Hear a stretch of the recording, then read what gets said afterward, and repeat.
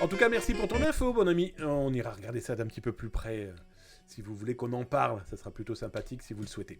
Alors, dans les autres informations que je trouvais intéressantes à vous partager, et puis du coup ça sera de la lecture pour ce week-end, je sais que vous aimez la lecture, eh bien je vous mets le lien comme d'hab sur Twitch, là, à l'instant, dans le Twitch, le chat de Twitch, et si vous souhaitez les avoir en live directement, venez tous les soirs, 19h-20h sur Twitch, ou 13h-14h si tu es au Canada, le Canada francophone, le Québec, Montréal, n'hésitez pas, voilà, vous récupérez le lien, et si vous êtes sur YouTube, eh bien c'est dans le descriptif en dessous, hein, vous le retrouvez après avoir cliqué sur le pouce, la cloche, laissez un petit message, ça fait drôlement plaisir vos messages d'ailleurs, donnez vos avis, n'hésitez pas à partager, profitez, et en plus c'est 2 à 3 vidéos par jour dédiées à la cybersécurité, donc voilà, si ça vous intéresse et si vous voulez vous protéger les autres, servez-vous, c'est fait pour vous. Alors cet article c'est quoi ? Eh bien, je vous ai fait une petite remontada du cybercrime en 2022.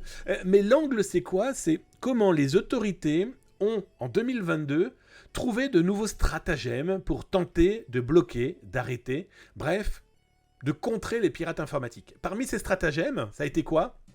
Ça a été de s'attaquer aux blanchisseurs, aux lessiveuses. Regardez, Tornado Cash, vous pourrez lire l'article sur ce sujet. Tornado Cash est quand même une société que le FBI et le département du Trésor américain a fait stopper, parce que d'après les autorités, et je pense qu'elles ont suffisamment de billes pour prouver la chose, c'est quand même 7 milliards de dollars que Tornado Cash a reçu pour ensuite le blanchir. Ce qui est complètement fou. Vous imaginez Tornado Cash, plus exactement Mixer. Eh bien c'est simple, hein, vous êtes un criminel, vous mettez 1 million, Tornado Cash s'arrange pour que ce million puisse se dispatcher sur différents comptes sans qu'on ne voit que du feu, entre guillemets en tout cas pour les autorités, et les gens qui se font détourner le pognon. Vous y découvrirez quoi ? C'était très intéressant d'ailleurs ce que nous expliquait notre ami White sur le chat, pardon, que dis-je, Joker White Hat, prenons ton pseudo en entier, hein.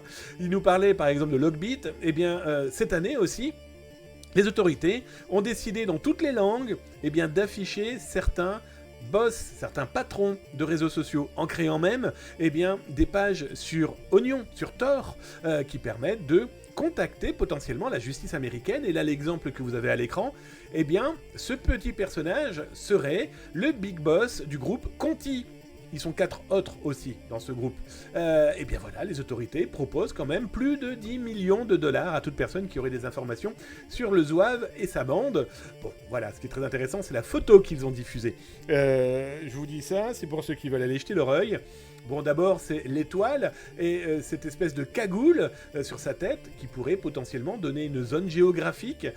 Non, c'est pas la cagoule du Ku Klux Klan, hein, mais en tout cas, cet élément-là est intéressant. On a aussi le t-shirt. Non, ce n'est pas le drapeau de la Bretagne. Il y a aussi d'autres éléments, une bouteille qu'il a à la main ou aussi un instrument de musique qu'on voit apparaître. Bref, est-ce aussi un message pour les autorités américaines pour dire « Regarde, on te met cette photo-là parce qu'on te prouve qu'on en sait beaucoup, beaucoup, beaucoup sur toi, le pirate. » Bref, effectivement, 59 Bulby, aux hit mode, complètement. Bref, dans cet article, vous découvrirez pas mal de choses. Vous découvrirez comment eh bien, le FBI a pu saisir plusieurs milliards de dollars lors de cyber-enquêtes, des choses complètement folles, hein. On prend l'exemple par exemple de Silk Road. Souvenez-vous, Silk Road était l'un des premiers grands black market qui a été public. Ça a été public parce que l'arrestation a fait pas mal de bruit et a été très médiatisée. Ils en ont même fait un film, hein, La route de la soie. Petite information, les autorités américaines ont arrêté James Zong, qui avait trouvé une faille dans Silk Road. Ils l'ont arrêté, le petit personnage qui faisait aussi du business sur ce lieu de malveillance. Et bien lors de son arrestation, les autorités lui ont quand même piqué 3 milliards de dollars. Bref, je vous laisse découvrir, vous verrez, on parle de lapsus, on parle de pas mal de choses. Servez-vous, c'est fait pour vous. Voilà, l'année 2022 a montré aussi aux pirates que les autorités, elles aussi, elles ont de la suite dans les idées.